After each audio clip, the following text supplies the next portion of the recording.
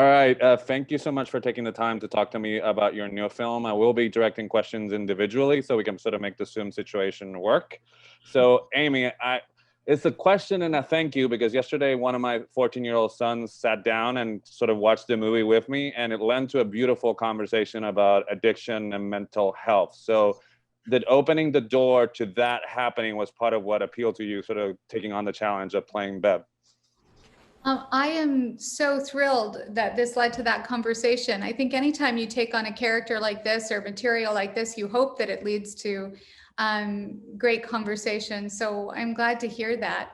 But yeah, diving into Bev, one of the things that attracted me was sort of this idea of generational trauma and sort of the effects that it can have on mental health, on addiction, and just on sort of on our children, and that's something that I find fascinating, and something in my personal life that I try to work on being a mother, that I don't pass on my traumas and my issues to her.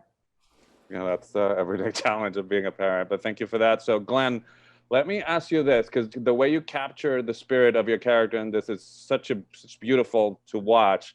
So, talk to me about sort of, and then you see the pictures of her, and talk to me about having the physical transformation. Was that the key into sort of playing her, or how was it outside in or the other way? If you could tell me a little bit about that process.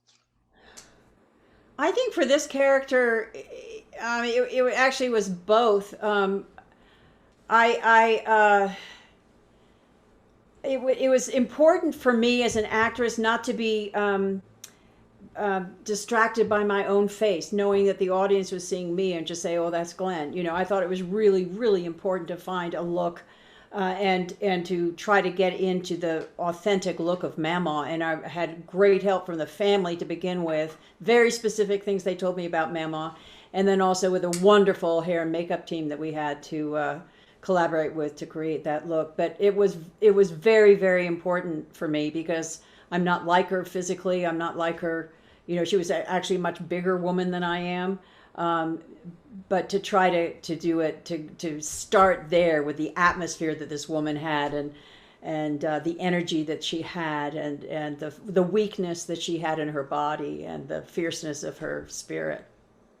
All right, thank you for that. So, Amy, talk about the challenge of, like, every scene you're in is like a version of trauma. Like, how did you stay in it, or what you do to decompress? Because I mean, we get a beautiful performance, but for you're in it every day while you're shooting. So Yeah.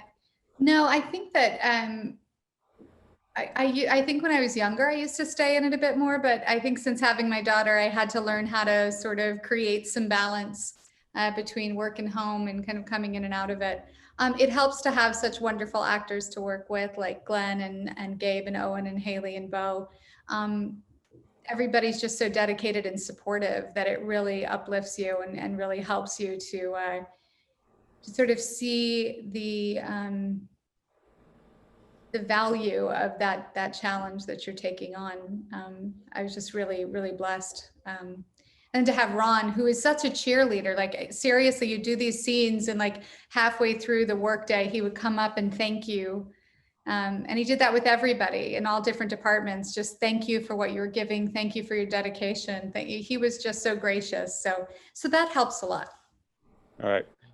Thank you, because it's wonderful. So, Glenn, I'm gonna switch gears here because I mean, this is the first time I have you sort of in front of me virtually. But since my favorite movie of all time is Dangerous Liaisons, and I have proof here, like, let's look, a VHS and a Blu-ray. So, uh, do you think, my question to you, because it's such a memorable character that I still think about all the time, but if we take what happens with her and move it to modern times, meaning like if now all her letters would be published in our climate now, do you think that she would be judged and have the same sort of fall that she has? Or do you think we would react differently to her now? Well, look what happens on social media. Mm-hmm. I think definitely she would be judged. Mm-hmm. Definitely. All right. But she'd probably have a second life. People take the time goes by, people forget.